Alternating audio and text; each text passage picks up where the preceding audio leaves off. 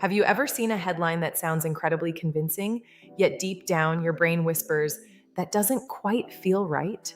It's a common experience, and often our intuition is onto something. Today, we're going to equip you with powerful probability and statistics tools that will allow you to move beyond mere guessing and start rigorously testing claims. We'll delve into concepts like conditional probability, which helps us understand how events influence each other, correlation to measure relationships between variables, regression for making predictions, residuals to evaluate the accuracy of those predictions, and combinations for counting possibilities.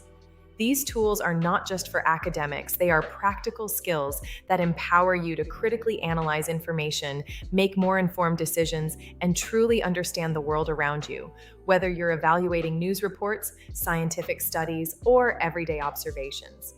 So, get ready to transform your approach to data and claims, moving from passive acceptance to active evidence-based reasoning. By the end of this session, you'll have a solid foundation to dissect complex information and identify genuine insights from misleading narratives. Let's stop guessing and start reasoning with the power of probability and statistics. Conditional probability is a crucial concept in statistics that addresses a very specific type of question. What is the probability of event A occurring, given that event B has already happened? This isn't just about the general likelihood of A, it's about how the occurrence of B changes or influences the probability of A. Imagine you're trying to predict if a student will pass an exam. The general probability of passing might be, say, 70%. However, if you know that the student studied for 10 hours, the probability of them passing is likely much higher. Conversely, if you know they didn't study at all, the probability might be much lower.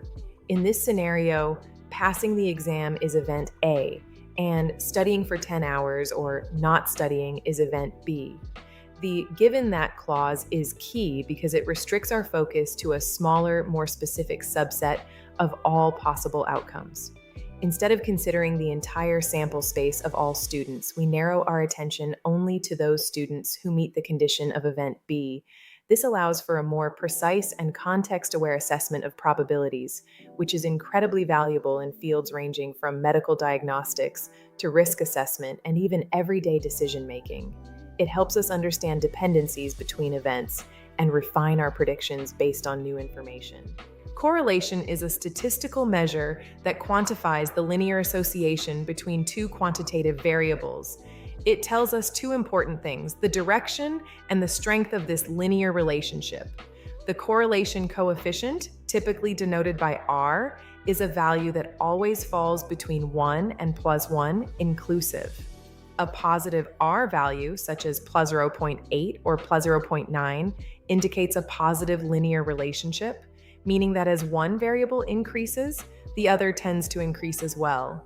For example, there's often a positive correlation between hours studied and exam scores. Conversely, a negative R value, like 0.7 or 0.9, signifies a negative linear relationship, whereas one variable increases, the other tends to decrease.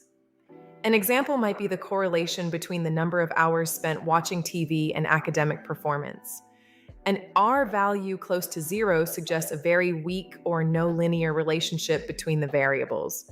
It's crucial to remember that correlation specifically measures linear association. Two variables could have a strong non-linear relationship, but their correlation coefficient might still be close to 0.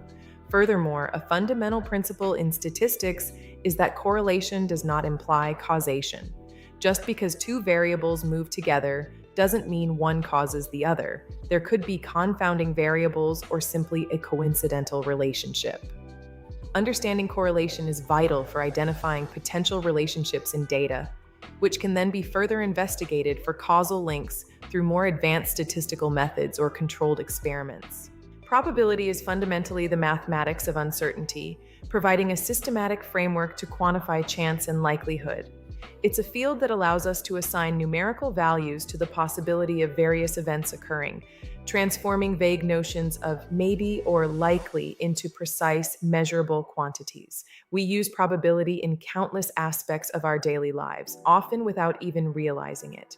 For instance, meteorologists rely heavily on probability to generate weather forecasts, predicting the chance of rain or sunshine with a certain percentage. In finance, investors use probabilistic models to assess risks and potential returns on investments. Medical professionals apply probability to understand disease prevalence and the effectiveness of treatments. Even in simple real-world decisions, like deciding whether to carry an umbrella, we implicitly weigh probabilities. Understanding probability helps us make more rational choices by providing a clearer picture of potential outcomes and their likelihoods. It's the bedrock upon which much of modern statistics is built, enabling us to move from raw data to meaningful insights and predictions. This foundational understanding